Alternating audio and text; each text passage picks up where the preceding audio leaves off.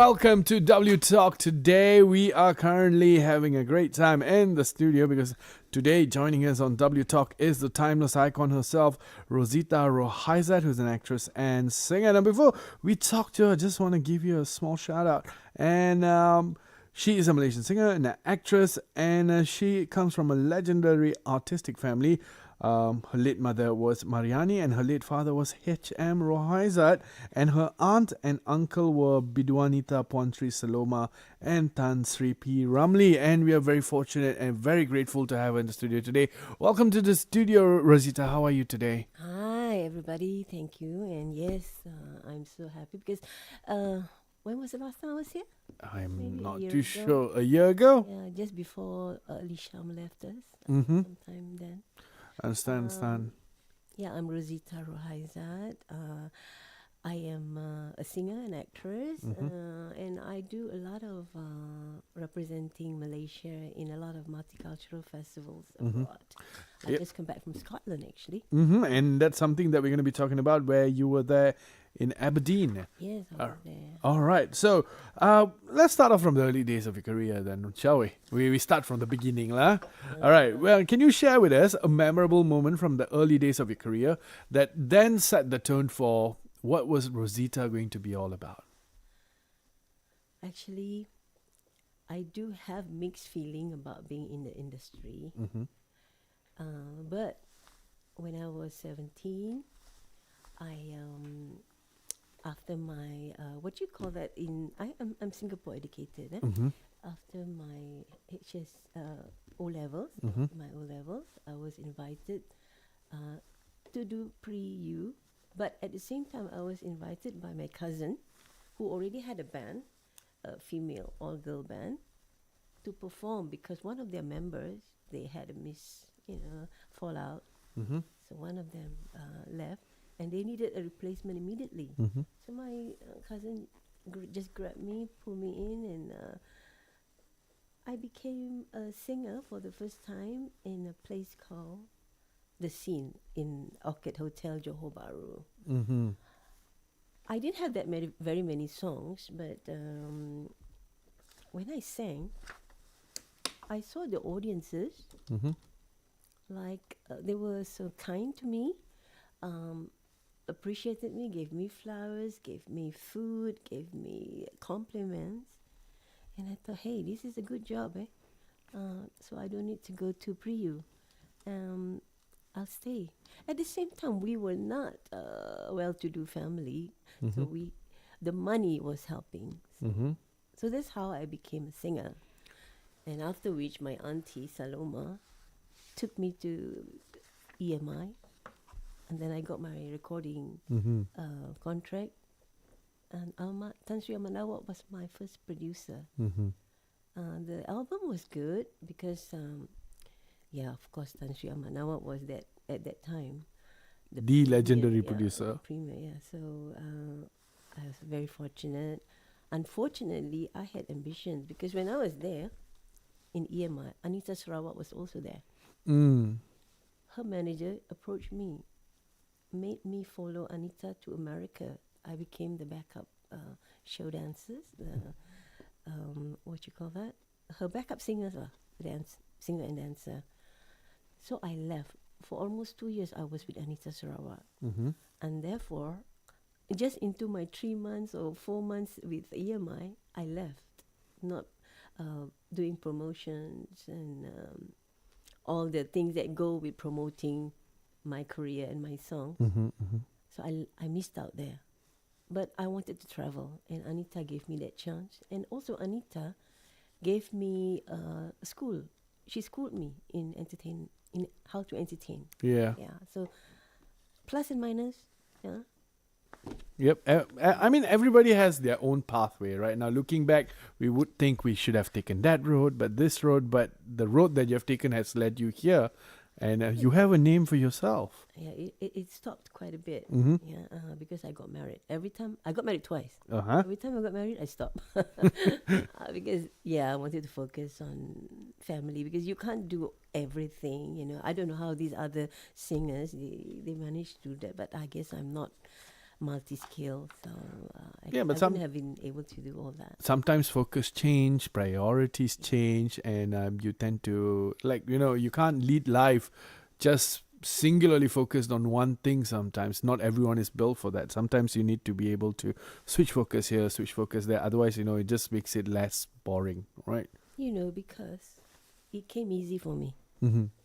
Like I said, the opportunity by my cousin pulling me in was, Sudden. just, I didn't do anything about it. It just Mhm. came like that. Mm-hmm. Plus, I come from a family where that is what we do, Mm-hmm. singing. So it was easy.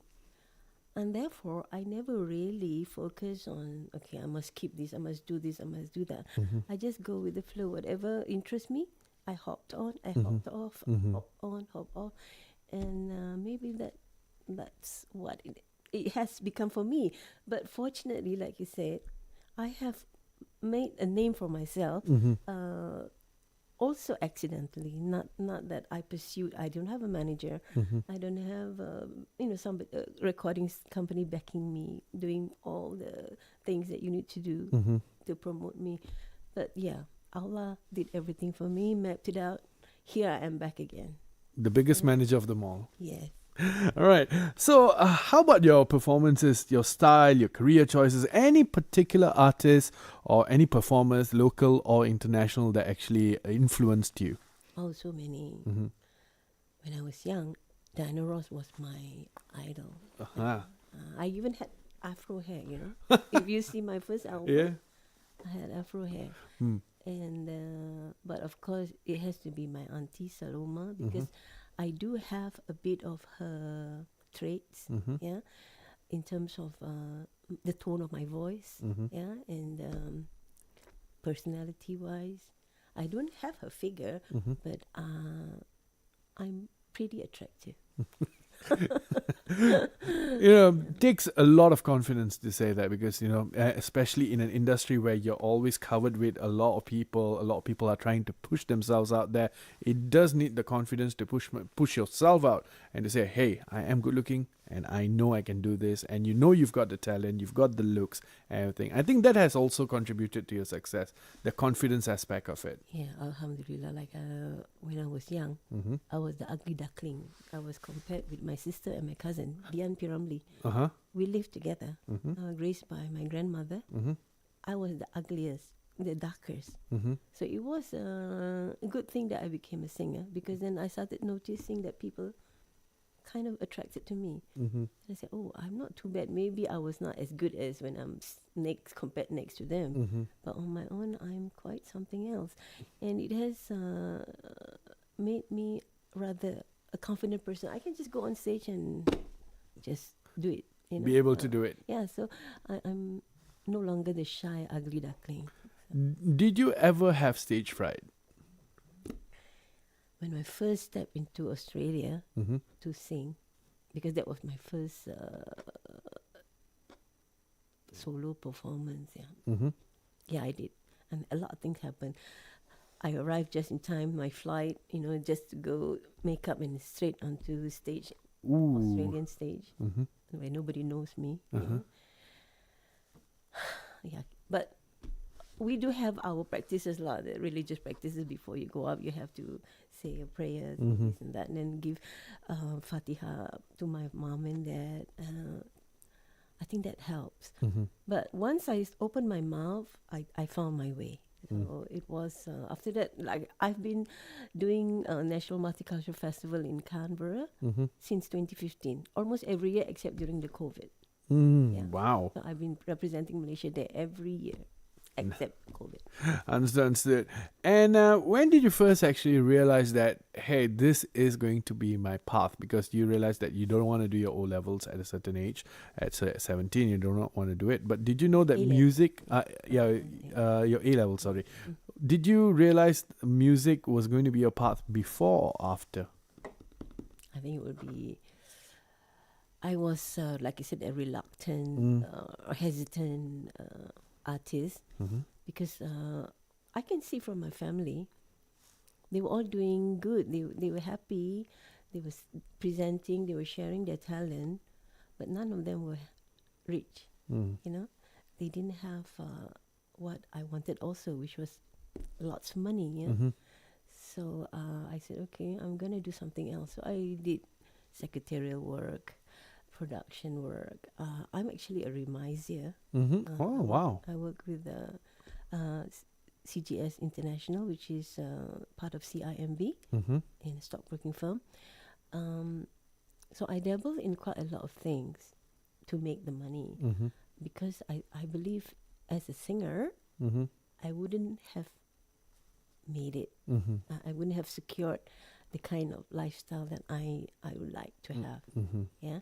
And I'm right. I'm quite right about it Mm-hmm. because I am Persatuan Karyawan Secretary, Mm-hmm. and we see a lot of our fellow singers, musicians, at the end of their life, they are in a lot of mishap, a lot of tragic situations. Yes, we've seen that quite a lot as well. It's come out in the news as well. And it's very disheartening to see some of the people who have contributed so much to the nation, some of the people who have made us laugh, cry, sing along, have to go through that towards the end of their lives. Yeah. In fact, I find that even when you're busking, Mm. it's how do I say it? It's not the kind of platform that you should be in. You should be performing in hotels, clubs, Mm-hmm. where you don't need people to drop $1 into the Mm-hmm. into the till. Yeah. So Yeah. I feel sorry for the industry in that way, because when I just from Aberdeen itself, Mm-hmm. I'm with a group of musicians. They are professionals but are retired, so they perform for free, Mm. volunteer. Like they go and sing for dementia center or any hospitals, to to be part of a group of musicians that are actually Giving back. volunteering, Yeah. giving back, and I find that very good. But if we were to do it here, Mm-hmm. then a lot of musicians will be out of job too, because we will be doing free Yeah. volunteering, and then what about the professionals who need that Jobs. income? Yeah. Yeah. So I'm thinking I wanted to do that. Then I said, oh well, it might disturb. It might not work here. It might. Because I think what will happen is there will be a certain group of people who will try and take advantage of that. They want the entertainment, they want the music, they want Agree. people to come in, spend money over there and all that for their establishment, but they would rather not pay for the act. True. Yeah. Yep. And you know what? We're going to take a short break, Rosita. We're going to be playing a song, and this is a song that you wrote recently, and it's called "A Beautiful Life." Can you tell us a bit more about this? Actually, I wrote it 10 years ago. Oh wow! Okay, Yeah. not recently then. Not recently. All right. It's already on YouTube, the older version. Mm-hmm. But I was not, like I said, I have my insecurities. Mm-hmm. Yeah, and so I didn't publish it. Yeah, but now I'm remastering it, remixing it. It sounds good, and I'm beginning to feel so much confident with what I'm doing. Mm-hmm. In fact, I've already done another song, Mm-hmm. which the lyrics that I've written, and it will go into a production soon enough. A Beautiful Life is about really my life. Mm-hmm. It's beautiful that I'm able to share, that I find joy Mm-hmm. in sharing, giving, rather than taking. Yeah. That I was at that time romantically infatuated. Mm-hmm. Okay, but it didn't happen. So yeah, lyrics of those times, 10 years ago. But yes, my life is beautiful, alhamdulillah. So a beautiful life for you. All right, right here on Tracks.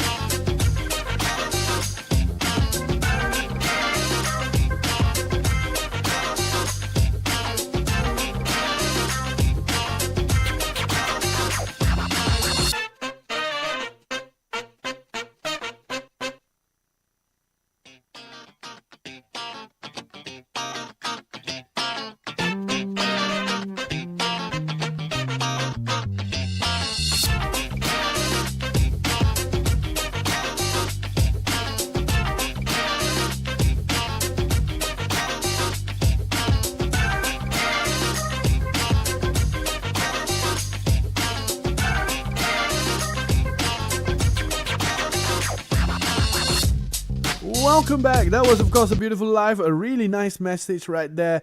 The inspiration taken off Rosita's very own life all throughout.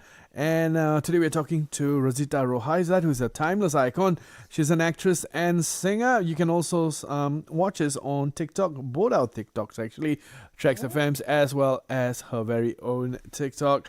And Rosita, that was your song, A Beautiful Life. You said it was inspired by what your life has been so far. But do you have a favorite song that still moves you deeply? Could be your song, could be someone else's song. Oh, yeah, many. But, I want to say something here.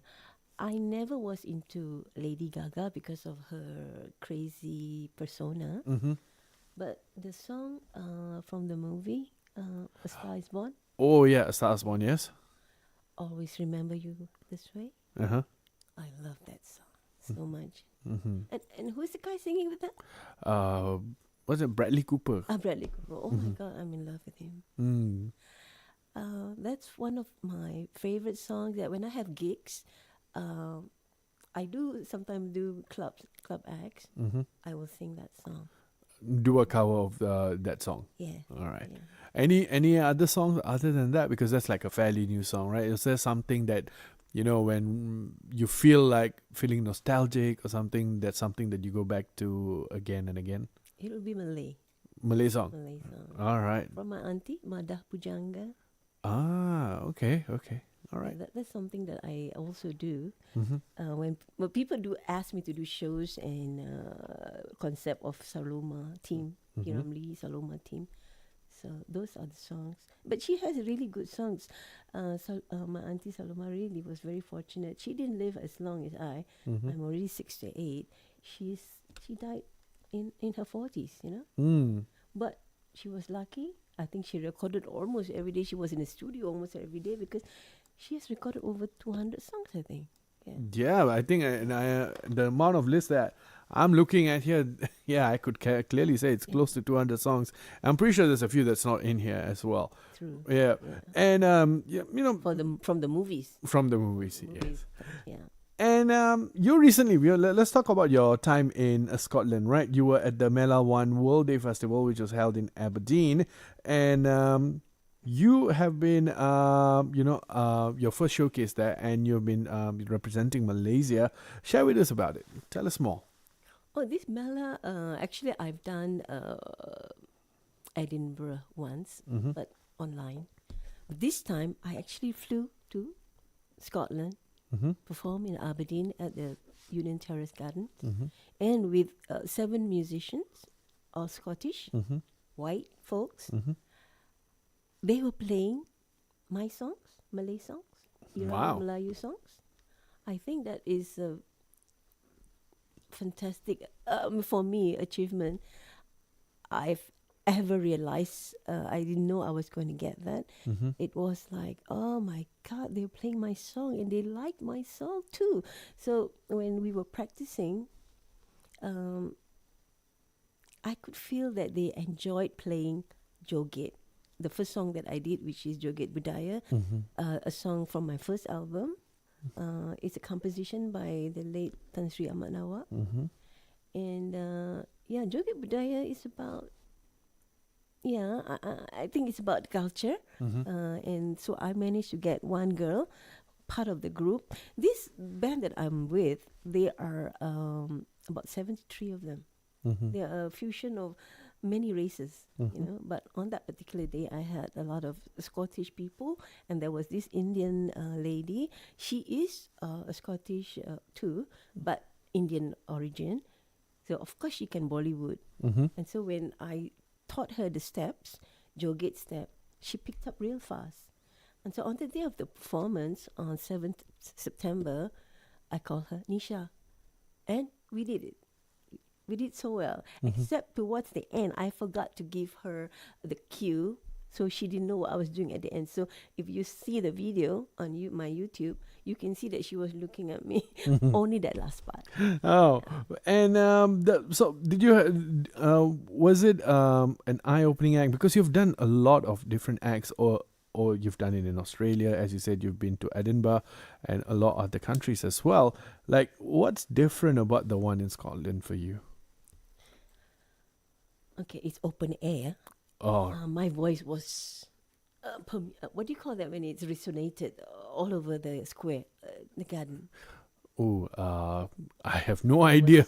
was, resonating everywhere. So I'll just say bergema lah. Bergama Eh. in that particular, it's like Dataran Merdeka. That place is like Dataran Merdeka. Yeah. And then when Nisha and me danced, and we demonstrated it to the crowd, they all followed us. Even little boys, little Scottish boys, they were dancing. But of course, they danced almost like a Scottish jig. But they were Having fun having with the song. fun in a park. Mm-hmm. I call it a park. Yeah, okay, it's a park. I tell you, it's the most gratifying experience.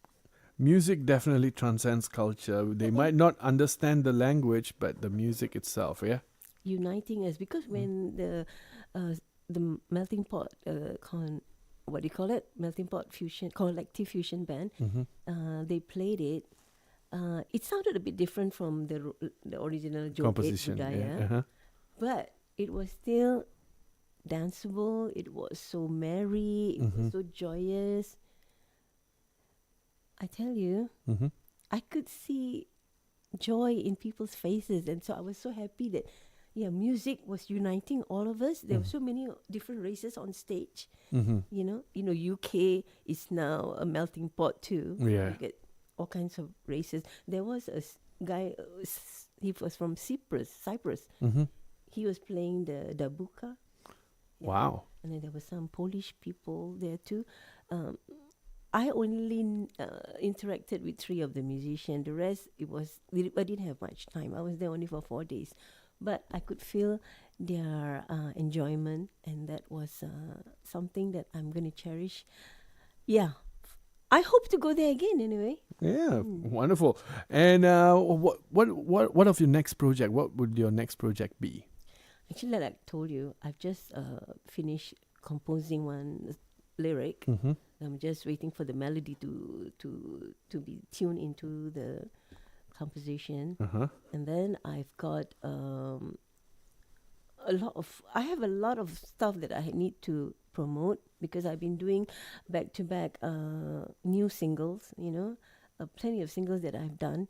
I have recorded over 40 songs, and I need to focus on which one I'm going to Release. emphasize and promote, because you only have so much money for budget, because I don't have a recording company to do that. So I need to focus on one song that I need to really do some extensive marketing, so that it will be my biggest ever hit. I hope to do that. All right, understood. And looking back, though, is there something or anything that you would have done differently in your musical journey? Well, yeah, of course. In a normal circumstance, you would have said that I didn't do enough. Yeah, because I stopped along the way. Many pit stops along the way. When I got married, when I was studying, I went back to study. Okay, so I didn't grab hold of my career like I should have. Yeah, like I told you, I didn't think it was going to make so much money, so I was hesitant. But anyway, it's done. I had a good journey. My life is good. Yeah, maybe the career part I may not have achieved stardom like maybe Siti Nurhaliza or somebody like equal like that. But my life is full. So yes, that's the key, isn't it? Yeah, if I could have done, if I had to, I shouldn't have stopped along the way. True.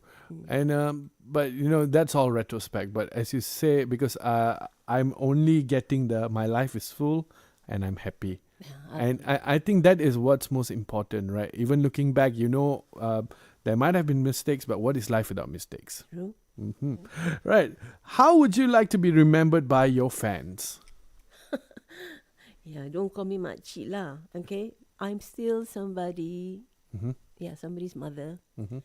somebody daughter from a musical legendary family Mm-hmm. who's trying to keep the torch alight. Keep the torch Keeps burning, the- yes. Yeah, so keep my family legacy going. Because there are not many of us anymore in the family that is doing what I'm doing. Mm-hmm.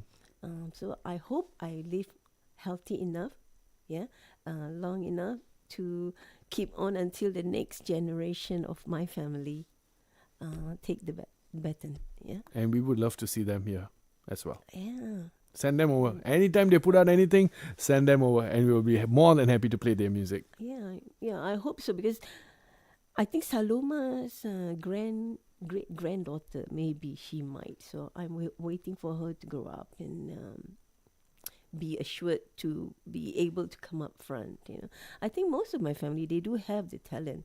They just don't have the confidence. Yeah. And I think that's where you can step in. You have enough confidence to boost the entire family. Yeah, I'm setting the example. Yes, for you are. sure, especially for women of my age, Mm-hmm. that you can still live beautifully and be blessed to have friends who support you. Mm-hmm. Yeah, and people like TRAXXfm, the staff here, the DJs here, who help me with my journey. Yeah. And before we end for today, could you share with us your advice and wisdom for those trying to build their own life or trying to build their own musical career? Oh, I tell you, it's a very tough one because right now, especially right now, Mm-hmm. so many competition. There's so many singers. Every day one born. Not like in my day. There weren't that many because it wasn't a lucrative Industry. career like this now. Not that it's that lucrative, but it's a bit more alive than my time. Yeah, but you need to be really focused. You need to have strong backup. Yeah, somebody that can push you along the way financially. Even I wish you the best of luck. Please join the Persatuan IM with Karyawan. You can get more information and of course network with a lot of people. You never can tell. Someday, don't wait for things to happen to you.